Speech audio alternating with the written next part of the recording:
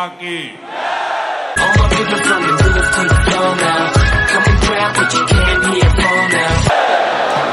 हैदराबाद, सिकंदराबाद, मलकाजगिरी, चेवल्ला और भांगीर को अंदर की नमस्कारम। आप सभी को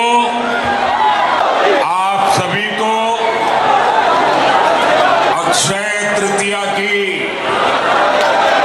बहुत बहुत शुभकामनाएं। आपके जीवन में सुख रहे, समृद्धि रहे,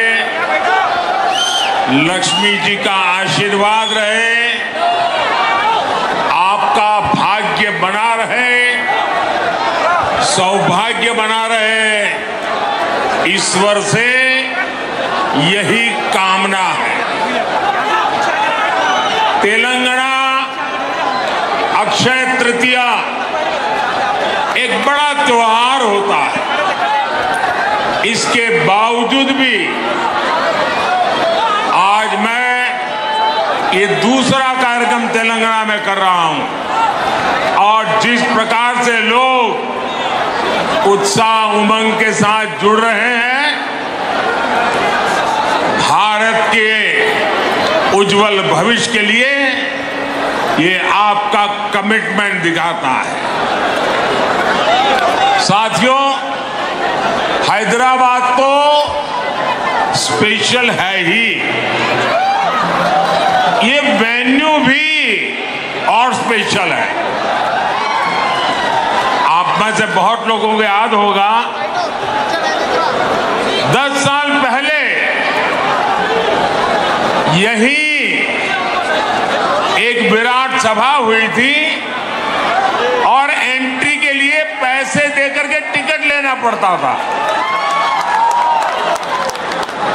और वो एक ऐसा टर्निंग पॉइंट था जो इस धरती से पूरे देश में निराशा को आशा में बदलने की आंधी चली थी।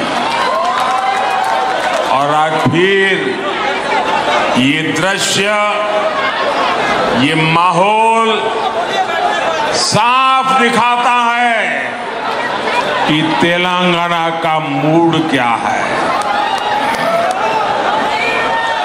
तेलंगाना कह रहा है कांग्रेस नक्को,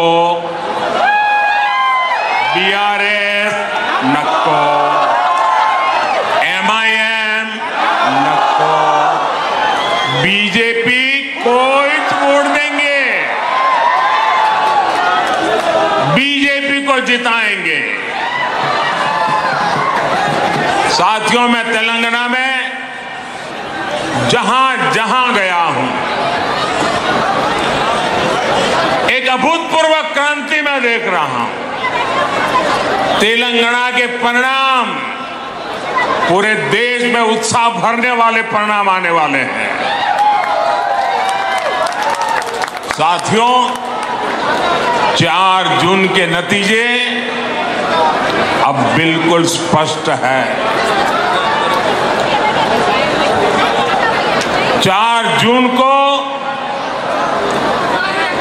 देश जीतेगा।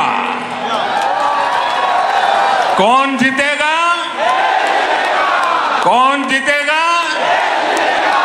4 जून को 140 करोड़ भारतीयों का संकल्प जीतेगा और 4 जून को भारत के विरोधी हारेंगे। 4 जून को आत्मनिर्भर भारत अभियान के विरोधी हारेंगे। 4 जून को सीएए कानून के विरोधी हारेंगे। 4 जून को यूनिफॉर्म सिविल कोड के विरोधी हारेंगे। 4 जून को वोट जिहाद की बात करने वाले हारेंगे। 4 जून को आर्टिकल 370 के समर्थक हारेंगे। 4 जून को ट्रिपल तलाक के समर्थक हारेंगे। 4 जून को भ्रष्टाचार के समर्थक हारेंगे। 4 जून को तुष्टीकरण के समर्थक हारेंगे। साथियों, हैदराबाद सॉल्यूशन सिटी है। यहां हर प्रॉब्लम का सॉल्यूशन ढूंढा जाता है। आप मुझे बताइए, क्या भारत करप्शन जैसी प्रॉब्लम के साथ आगे बढ़ सकता है क्या? पूरी ताकत से बताइए, बढ़ सकता है क्या? बढ़ सकता है क्या? क्या भारत को लाखों करोड़ के स्कैम करने वाली पार्टियां आगे बढ़ा सकती है क्या? क्या यूथ की एस्पिरेशंस को इग्नोर करने वाली पार्टियां देश का भविष्य बना सकती हैं? क्या मिडिल क्लास के ड्रीम्स को कुचलने वाली पॉलिटिकल पार्टियां आपका भला कर सकती हैं? क्या हर प्रोजेक्ट में पहले करप्शन का पोटेंशियल खोजने वाली पार्टियां मॉडर्न इंफ्रास्ट्रक्चर बना सकती हैं?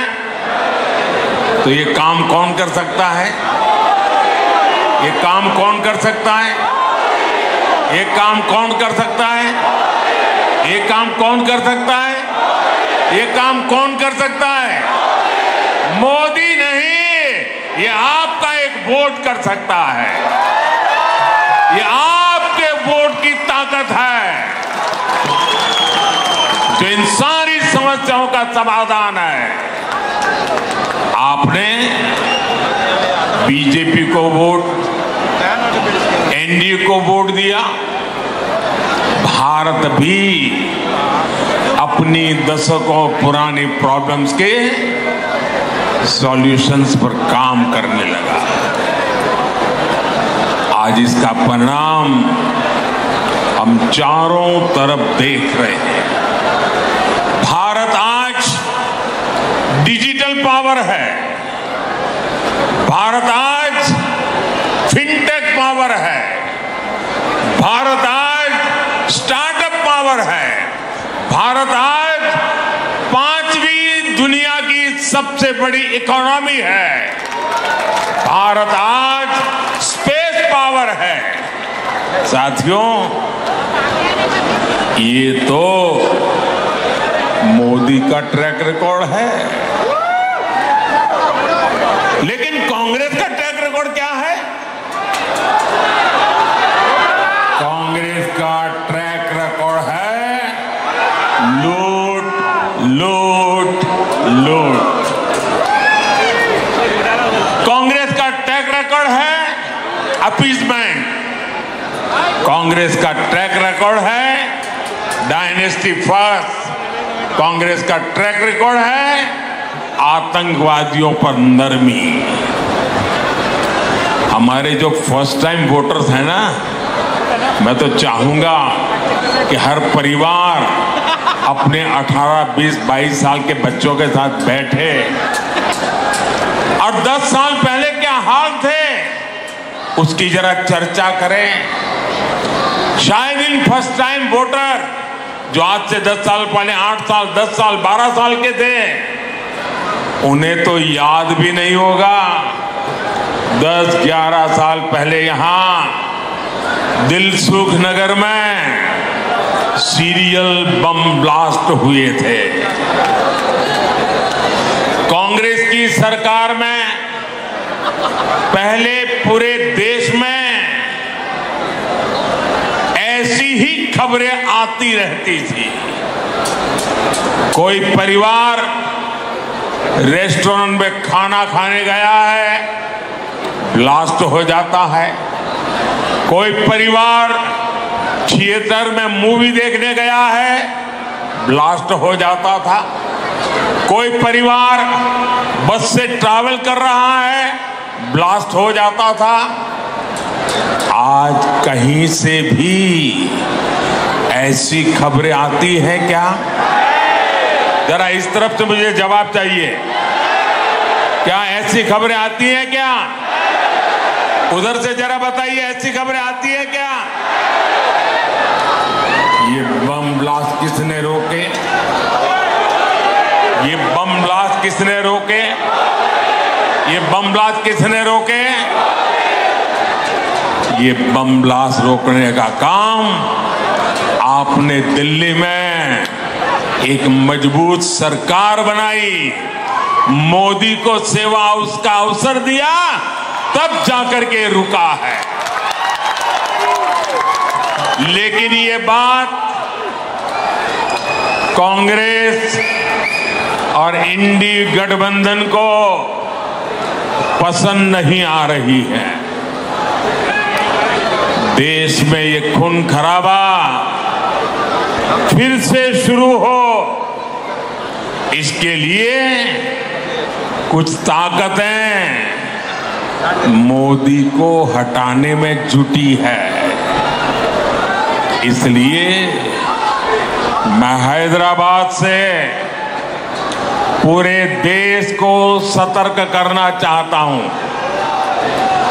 कांग्रेस को वोट देना मतलब वो पुराने दिन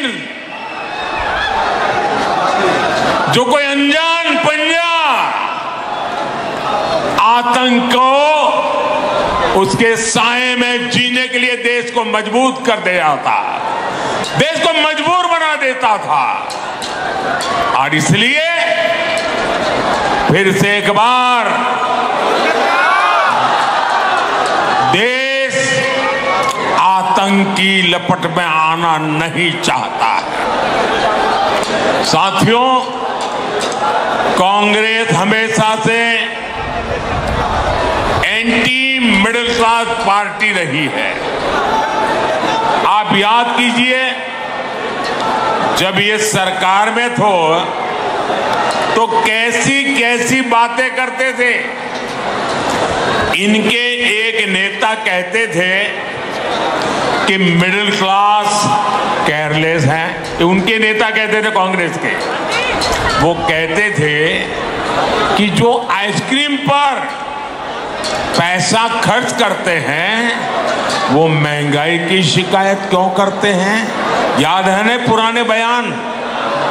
ये कांग्रेस के नेता सरकार में रहते ऐसे बयान देते थे।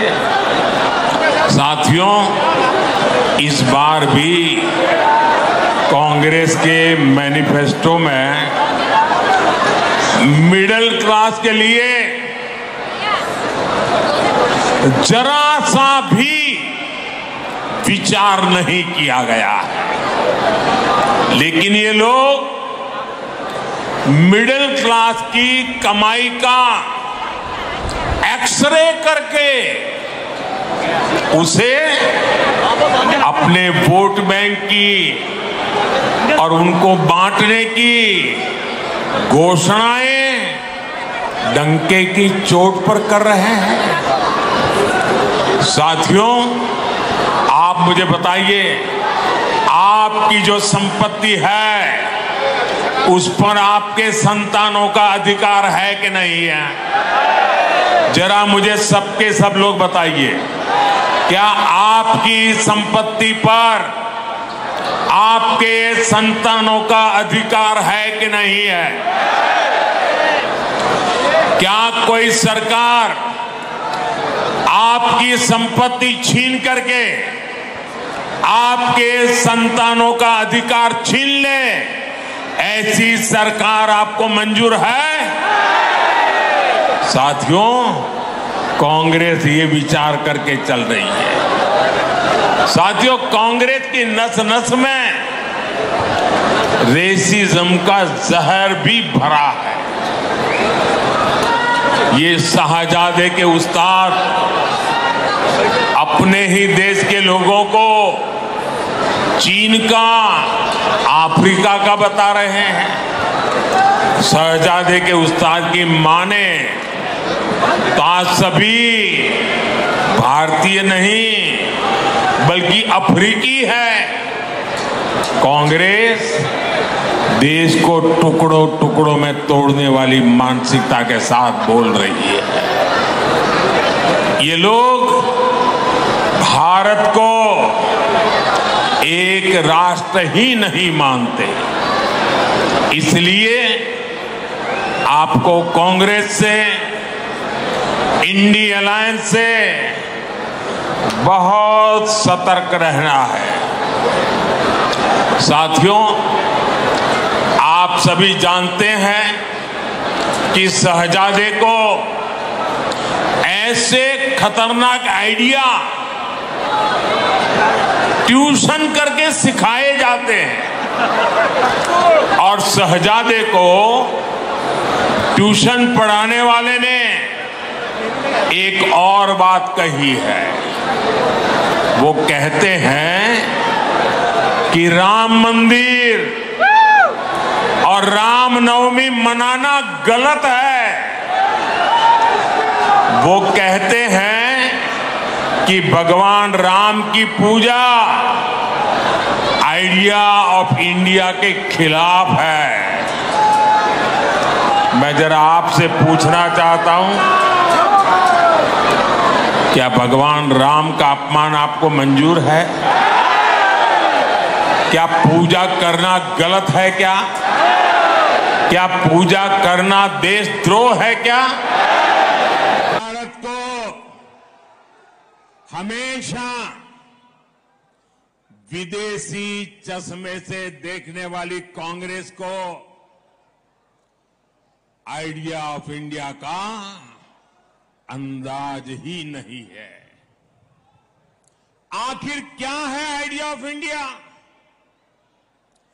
आइडिया ऑफ इंडिया भारत की हजारों साल पुरानी संस्कृति का प्रतिबिंब है।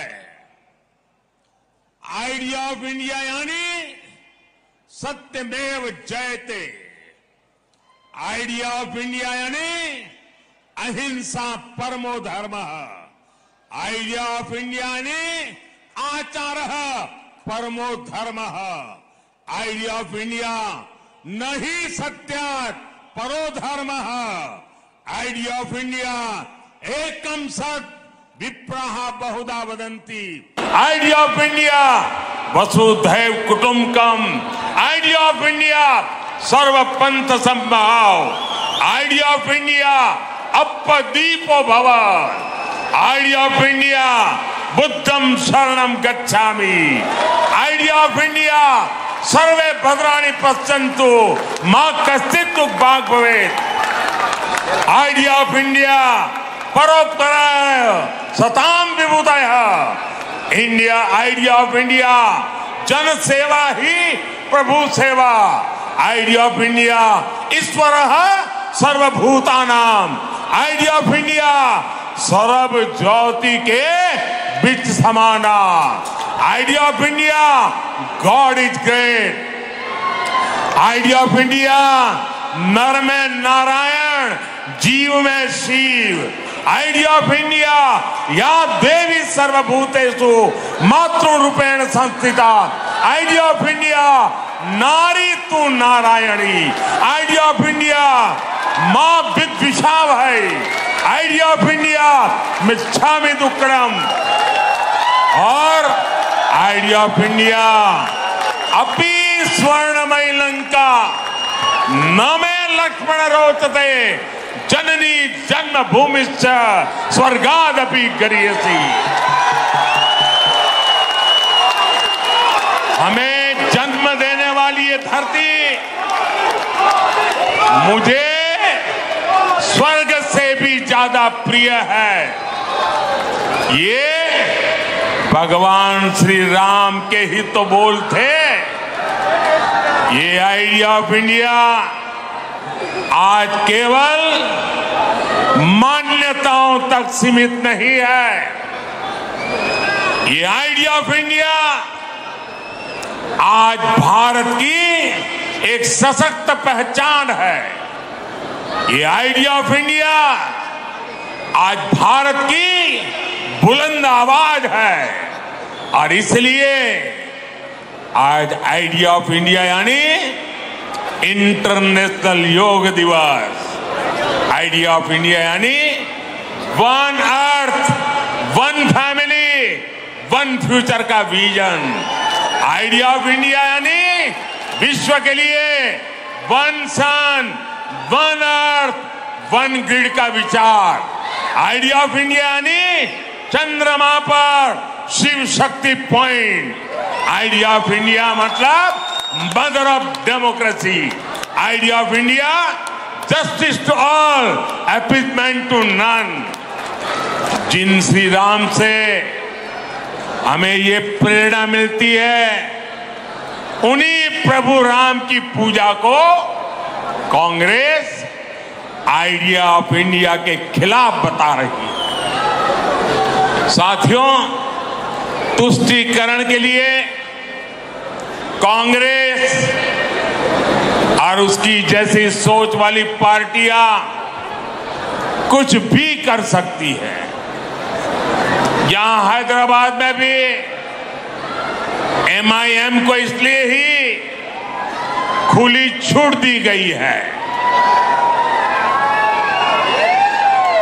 वोट बैंक न नाराज हो जाए, इसी डर से ना तो कांग्रेस और ना ही BRS हैदराबाद मुक्ति दिवस मनाना चाहती है। लेकिन अब बीजेपी ने हैदराबाद को इस खौफ से मुक्ति दिलाने की ठानी है। केंद्र सरकार ने तय कर दिया है कि हर साल 17 सितंबर को, 17 सितंबर को हैदराबाद मुक्ति दिवस मनाया जाएगा। भाइयों और बहनों, हिंदुओं को बांटो और अपने वोट बैंक को खुश करो, ये कांग्रेस की रणनीति है। इसलिए कांग्रेस SC, ST, BC से रिजर्वेशन छीनकर रिलीजन के आधार पर बांटना चाहती है।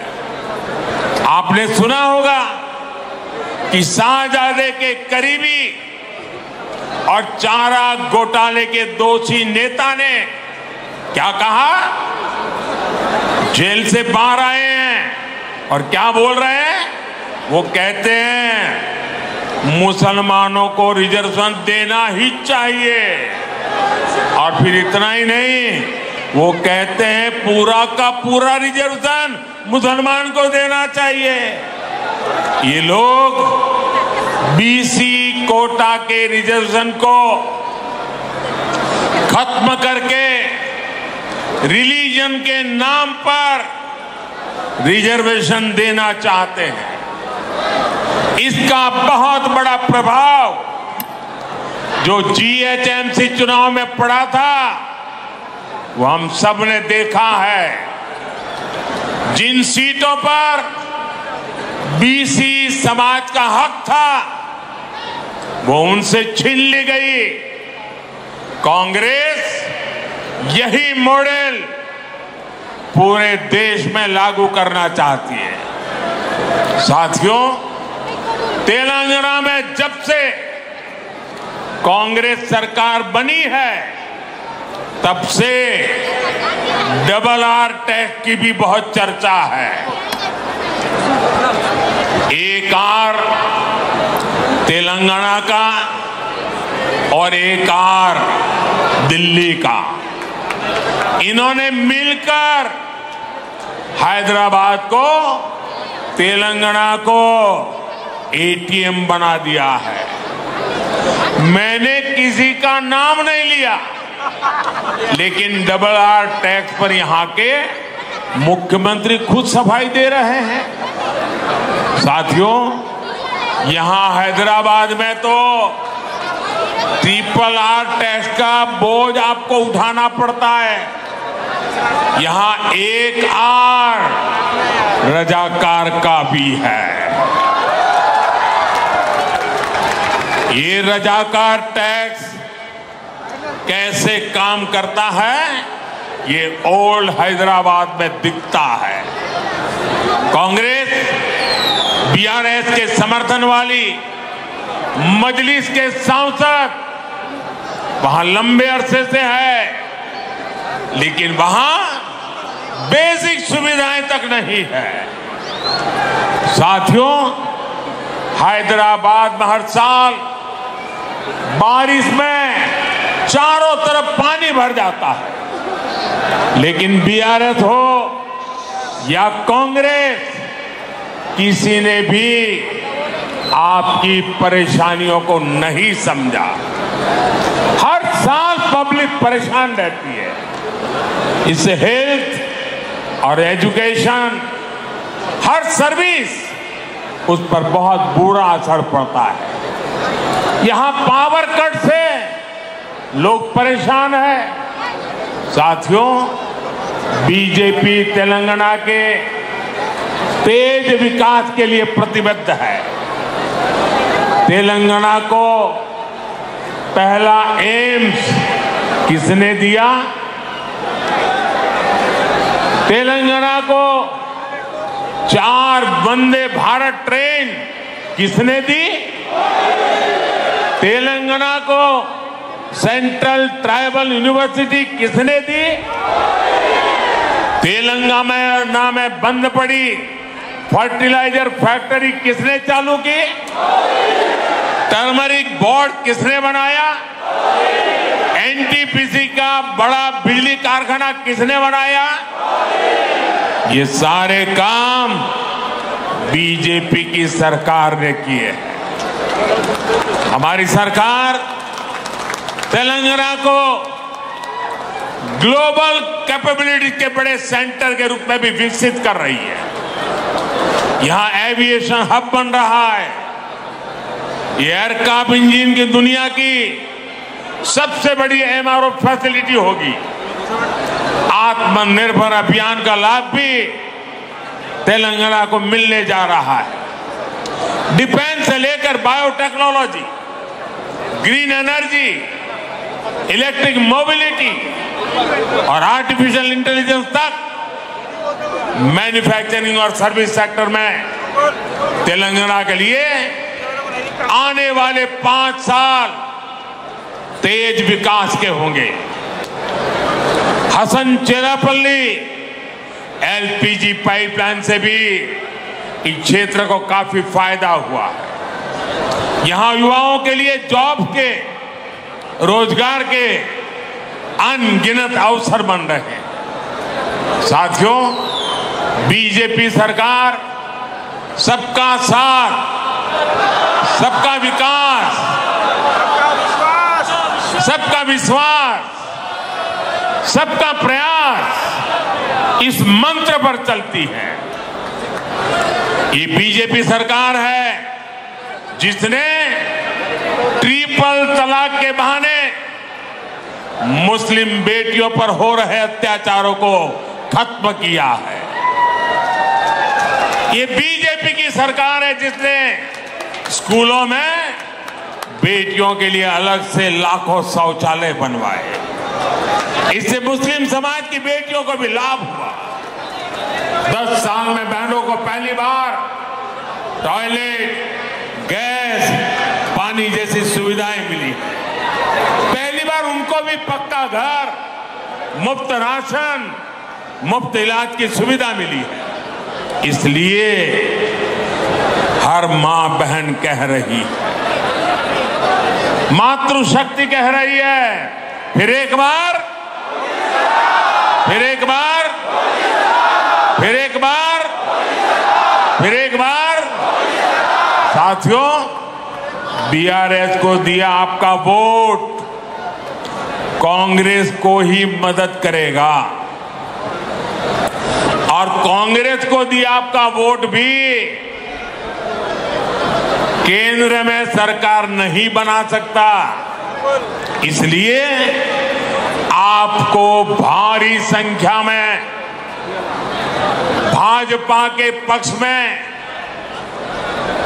कमल के निशान पर बटन दबा करके मतदान करना है। और भाइयों बहनों, क्या मेरा तेलंगाना मतदान के पुराने सारे रिकॉर्ड तोड़ सकता है? सारे पुराने रिकॉर्ड तोड़ सकता है? ज्यादा से ज्यादा मतदान करा सकता है? इस चुनाव में भाजपा सभी लोकसभा सीट तो जीतने वाली ही है, लेकिन मुझे ज्यादा से ज्यादा पोलिंग बूथ जीतने हैं। क्या पोलिंग बूथ जिता सकते हैं? पोलिंग बूथ जिताएंगे, पूरी ताकत पोलिंग बूथ जिताने में लगाएंगे। भाइयों बहनों, इस चुनाव में सिकंदराबाद से मेरे साथी जी किशन रेड्डी जी, हैदराबाद से बहन माधवी लता,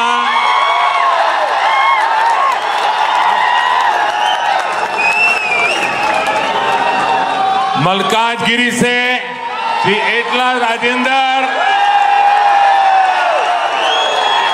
चेवल्ला से श्री कोंडा विश्वेश्वर रेड्डी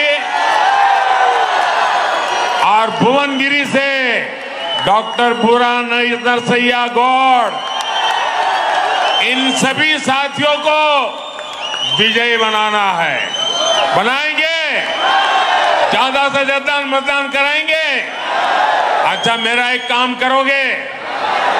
ये चुनाव वाला काम नहीं है, मेरा पर्सनल काम है, करोगे? ये मोदी का पर्सनल काम है, करोगे? इनमें से किसी का काम नहीं है, मेरा है, करोगे? जरा हाथ ऊपर करके बताओ, करोगे? अच्छा, तो मेरा काम बहुत सरल है।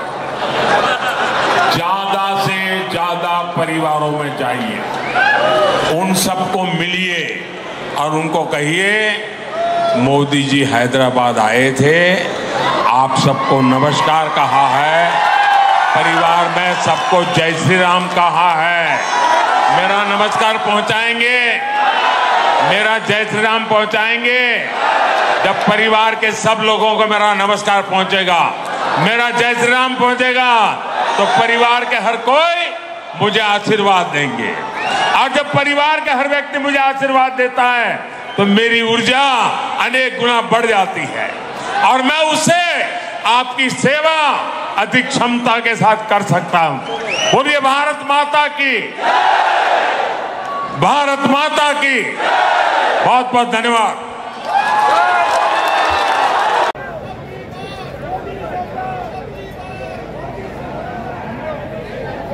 श्री राम, जय श्री राम, जय श्री राम, जय श्री राम। सियावर रामचंद्र की जय। अब की बार, अब की बार, अब की बार, फिर एक बार, फिर एक बार, बार बार, बार बार, जय सिया राम, जय सिया राम।